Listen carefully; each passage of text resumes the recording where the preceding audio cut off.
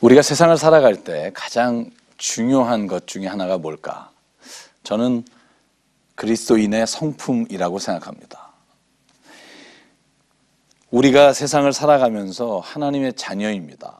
주님의 제자입니다. 우리가 고백하지만 이 성품이 때로는 걸림돌이 돼서 내가 그리스도인으로 세상을 살아가는 데 있어서 우리를 가로막게 될 경우가 참 많습니다.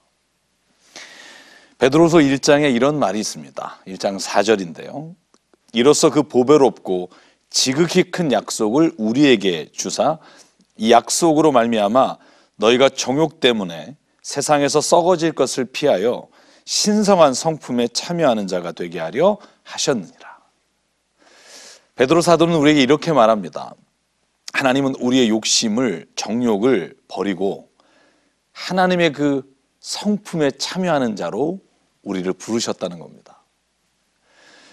교회가 이 성품에 관한 이야기, 세상을 살아가면서 우리가 부딪히는 많은 문제와 사람 관계 속에서 이 성품에 대한 강조를 하지 않는 것 때문에 어쩌면 세상에서 교회를 향해서 그리스도인을 대해서 대하는 것 태도가 나빠진 이유가 될 수도 있다는 사실을 저는 요즘 많이 생각하게 됩니다. 여러분 어떠십니까? 하나님이 우리를 부르신 것은 우리로 하여금 하나님의 그 거룩하신 신성하신 성품에 참여하게 하시기 위한 것이다. 저는 이 말씀을 오늘과 기억하면서 오늘 강의를 함께 나눴으면 좋겠습니다. 그러면 오늘 베드로 사도의 말씀을 보면 첫 번째 이런 질문이 떠오릅니다. 그것은 우리의 성품이 어떻게 변할 수 있을까 하는 겁니다.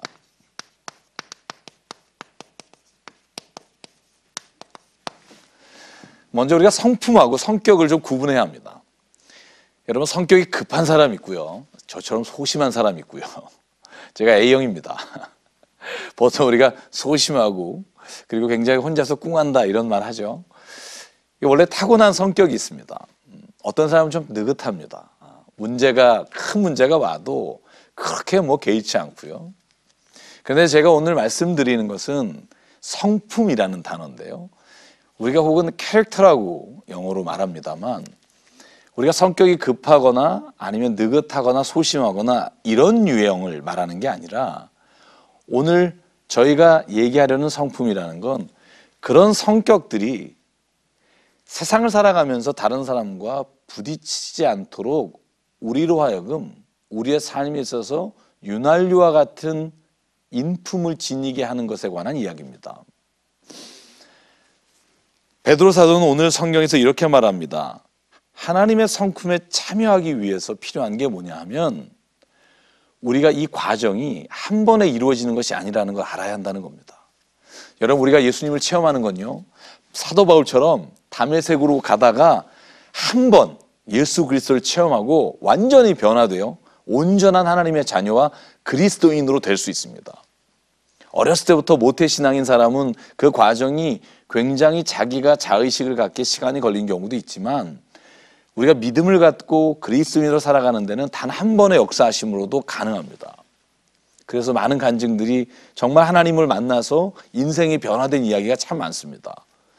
그런데 성품은요, 그렇게 한 번에 단번에 변하는 것이 아니라 오늘 베드로후서 1장의 본문을 보면 이런 기록을 합니다. 그러므로 너희가 더욱 힘써 너희 믿음의 덕을, 덕의 지식을, 지식의 절제를, 절제의 인내를, 인내의 경건을, 경건의 형제 우애를, 형제 우애의 사랑을 더하라. 이 더하라는 말은 영어로 add라고 되어 있습니다. 하나하나씩 더 더해가는 겁니다.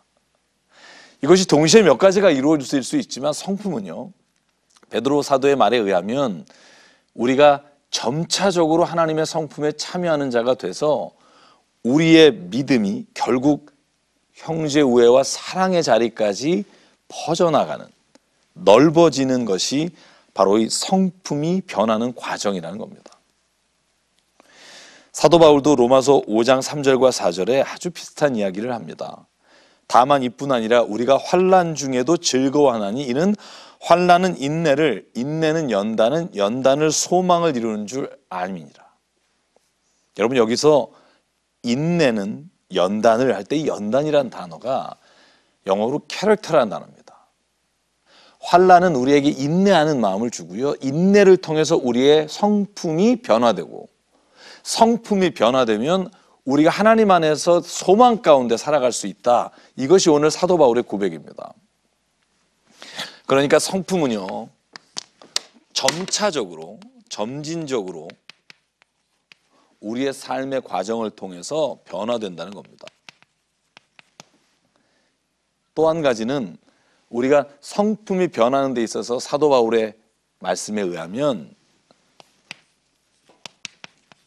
고난과 환난이 우리에게 성품이 변화되도록 하시는 하나님의 과정으로 이해하는 것이 우리가 그 고난을 통해서 하나님의 일에 참여할 수 있게 된다는 겁니다. 여러분 혹시 고난 가운데 있는 분 계십니까? 어려움 가운데 있는 분 계십니까? 저 자신은 그럴 때마다 하나님 앞에 이렇게 기도합니다. 하나님, 제가 이 어려움을 제 죄로 인한 것이든 주변의 환경으로 인한 것이든 내가 이 과정을 통해서 하나님 앞에 기도합니다. 제 성품을 바꿔주시고 제 바꿔진 성품으로 인해 하나님이 주시는 내 삶에 대한 소망을 갖게 도와주시옵소서. 구원받은 이후에 하나님 자녀답게 살기를 원하지만 이 성품에 문제가 있어서 성품 때문에 그것을 날마다 잃어버리게 되는 경우가 얼마나 많은지 모릅니다. 그래서 하나님은요, 우리가 성품이 변해야 된다고 말하는 게 아니라 하나님의 성품에 참여하라고 말합니다.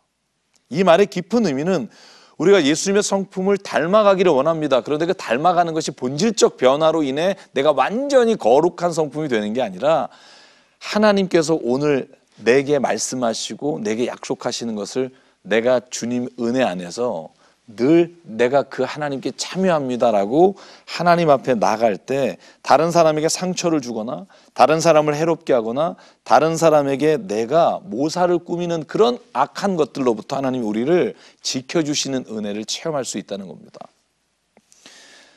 타고난 성격이 아니라 성품이 변하면 성격의 단점을 하나님께서 단점이 아니라 장점으로 드러날 수 있게 해주신다는 것을 저는 믿습니다. 그러니까 언제라도 자연스럽게 내가 하나님의 성품에 참여하기를 기뻐해야 합니다. 내가 오늘도 조금 세상에서 손해를 보더라도 세상에서 내가 하나님이 말씀하시는 그 음성에 민감해서 하나님의 성품에 참여하면 오늘도 내가 하나님 앞에서 성품이 주님이 원하시는, 주님이 나의 단점을 장점으로 바꾸시는 일을 체험할 수 있다는 겁니다. 여러분, 그러면 우리가 이 성품이 바뀌어야 되는 이유, 성품이 점진적으로 하나님의 성품에 참여해야만 하는 이유가 뭘까 하는 겁니다. 오늘 사도 바울과 베드로 말씀, 성경을 통해서 보면 가장 중요한 것이 있습니다. 그것이 뭐냐 하면 우리가 성품의 변화를 통해서 하나님께서는요,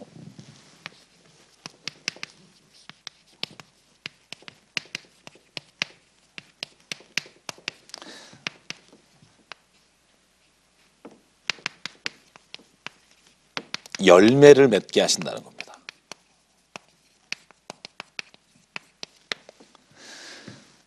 여러분, 우리가 신앙이 정말 주님 앞에서 온전히 붙잡히게 되고 우리가 믿음이 정말로 확고해지면 많은 사람들을 구원하는 길로 이룰 수 있습니다. 그런데 오늘 베드로 고백을 보십시오. 사도의 고백을 보면 1장 8절에 이렇게 말합니다. 이런 것이 너에게 있어 흡족한 즉 너희로 우리 주 예수 그리스도를 알기에 게으르지 않고 열매 없는 자가 되지 않게 하려거니와.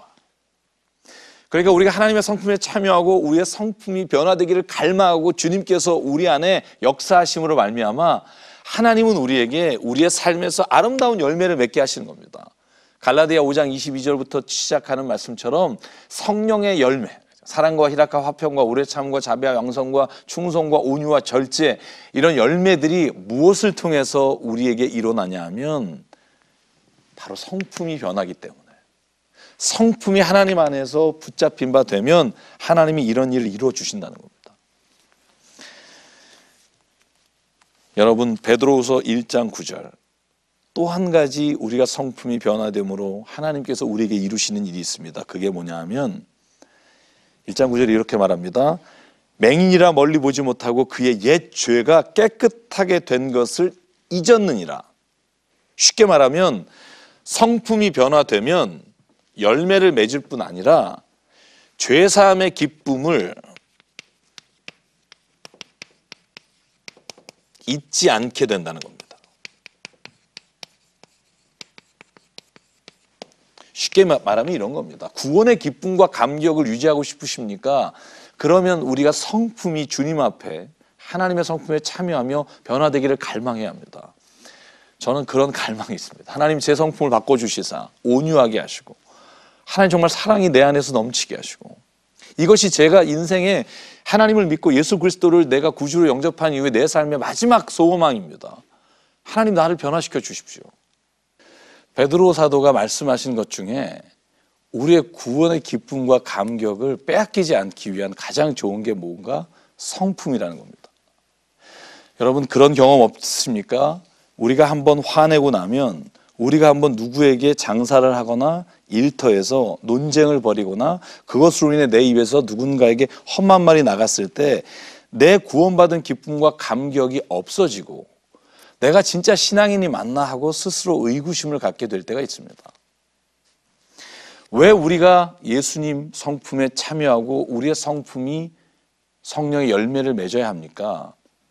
우리가 순간순간 경험하게 되는 그 성품으로 말미암아 우리가 하나님께서 주시는 기쁨을 잃어버리기 때문입니다.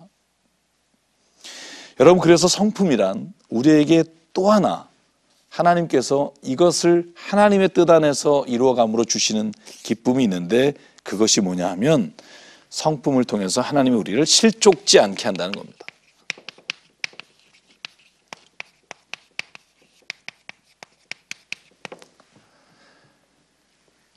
저는 이런 경험이 있습니다. 목회를 하다가 어느 한순간 내 안에 확 내가 원치 않는 일을 이루고 나서 정말 내가 자괴감을 느낄 때가 있습니다. 내가 정말 하나님의 믿음이 이런 게밖에 안 되는 건가? 여러분 그건 나 스스로요. 계속해서 신앙의 길에서 실족하도록 만들 때가 많다는 겁니다. 여러분 마태복음 16장 24절에 보면 이런 말이 있습니다. 예수께서 제자들에게 이르시되 누구든지 나를 따라오려거든 자기를 부인하고 자기 십자가를 지고 나를 따를 것이다. 저는 이 십자가가요. 늘 복음을 전하는 일 아니면 누군가에게 내가 하나님의 마음으로 가서 예수 그리스도를 전할 때 당하는 수치감 혹은 인생길에서 어려운 고난 이 단어를 그렇게 이해하고 있었는데요. 어느 한순간 하나님이 제게 이렇게 말씀하시는 겁니다. 기철아, 이 십자가는 어찌 보면 내가 너에게 원하는 성품의 십자가일 수 있다. 너 안에 있는 그런 분노와 너 안에 있는 미움과 너 안에 있는 그런 것들을 하나님께서 바꾸실 때 바꾸심으로 인해 내 안에서 그 십자가를 내가 지겠습니다 라고 하나님 앞에 선언할 때 하나님이 나를 바꿔주시고 인도하시는 게 있다는 겁니다. 전기철이는 십자가에서 죽었습니다. 이 고백은 저는 오늘 제가 화내는 것과 제 성품이 하나님 앞에서 십자가에 죽었습니다 라고 고백할 때 하나님은 그것을 통해 하나님의 일을 이루어 가신다는 겁니다.